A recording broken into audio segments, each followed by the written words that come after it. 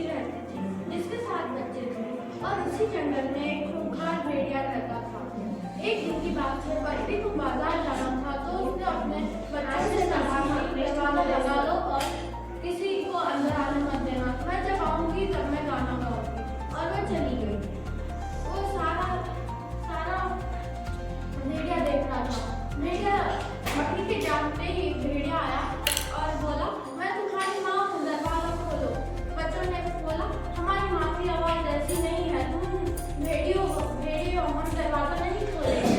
भेड़िया दौड़कर मिठाई की दुकान में गया और एक केक खा लिया और वापस आकर बोला, देखो मैं तुम्हारी माँ हूँ।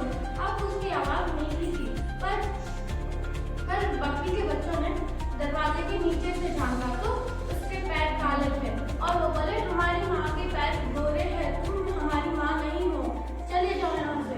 भेड़िया आटे की दुकान में गया और अपने पैरों को आटे से भर दिया और वापस आया और बोला, देखो दरवाजा खोलो, मैं तुम्हारी माँ हूँ। पर बच्चों ने देखा तो वो उसकी माँ थी। पर जब उन लोगों ने खिड़की से देखा तो वो भेड़िया था। तो भेड़िया गया और अपने आप को पूरा आटे से भर दिया और जब वो वापस आया तो बच्चों ने देखा कि वो उनकी माँ है और उन लोगों ने दरवाजा खोल दिया। दरवाजा खोलते ही जैसे ही भेड़िया आया वो सारे बच्चे डर गए और एक पलंग के नीचे घुस गया, एक दादाजी की घड़ी में घुस गया और सारे छुप गए। भेड़िया ने एक एक को पकड़ा और सभी को खा लिया पर एक बच्चा बच गया जो दादाजी की घड़ी में छुपा था। भेड़िया ने जाके झाड़ के नीचे सो गया।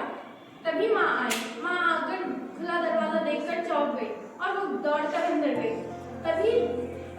तभी बच्चा जो छुपा हुआ था वो बाहर आया और बोला, माँ भेड़िया आया था और वो मेरे सारे भाई बहन को खा गया। वो माँ देखने गई कि भेड़िया कहाँ गया है। देखा तो भेड़िए के पेट में बच्चे अभी भी जिंदा थे। तो उसने अपने बच्चे से कहा, ढेर सारे कंकड़ लाओ और एक कैंची लाओ और सुई धागा लेकर आओ। बच्चे ने